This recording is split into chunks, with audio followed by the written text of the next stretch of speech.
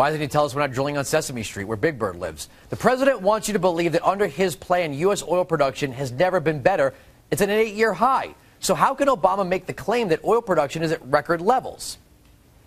President, all of the increase in natural gas and oil has happened on private land, not on government land. On government land, your administration has cut the number of permits and licenses in half. If I'm president, I'll double them and also get the oil from offshore in Alaska, and I'll bring that pipeline in from Canada. Now, check out the latest report from the Energy Information Administration. Federal lands, which the president controls, only produced 31.8% of domestic oil last year.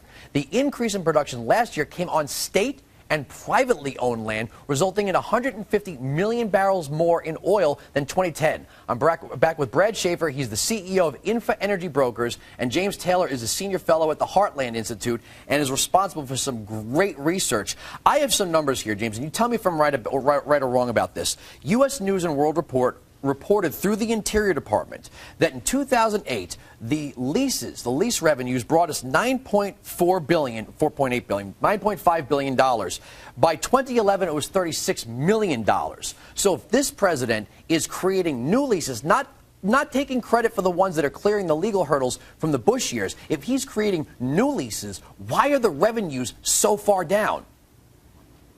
Well, the reason why revenues are down is because, as you mentioned, as Governor Romney mentioned, that the increase in oil production is occurring on state and private lands. Let's take a look at North Dakota, for example. There, with the discovery of oil there in the Bakken Shale Formation and other oil formations near there, they have dramatically increased their oil output. As a result, they now produce more oil than OPEC member Ecuador. And look what's happening with their economy. Unemployment is at 3% during these awful economic times. The state of North Dakota has more money coming in than they know what to do with. They're putting money aside for a rainy day fund. We could be doing this at a national level. We could be having unemployment rates decline like this. We could have money coming in to fight our debt and deficit as a result of fees and royalties being paid by oil production. But the federal government on federal lands is saying no. So here we are blessed with all these oil resources, but we're not taking advantage of what we have available. Now, what does this do to guys like you and people who trade in energy shares? I mean, how many pensions, how many people's savings, how many people have made their nest egg investing in American energy?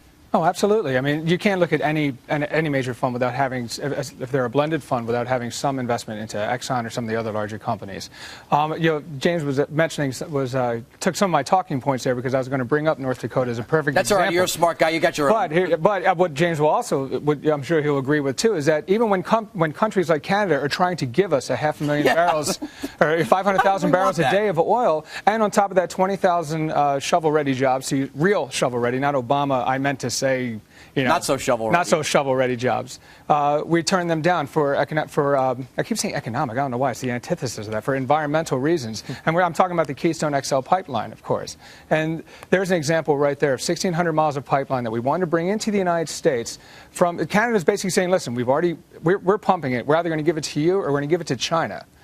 So right, but because it's coming through the international border, has to go through the administration. The administration deep-sixed it because of 1,600 miles of pipeline. They're concerned a little bit about the safety. James will tell you we have 2.3 million miles of pipeline right now in the United States, moving everything from natural gas to crude oil, and it's just ridiculous. It is clearly a cover. What they're trying to do is they're bowing to their environmental friendly base, and they need them for the election, whatever the heck the reason is. And because of that, I think American jobs are suffering. And I think, this has been kind of a bugaboo of mine. We talk about inflation. We talk about we talk about inflation a lot here. I filled up my tank the other day. It was $60 to fill up a tank. Okay, I don't drive a massive SUV or anything like that.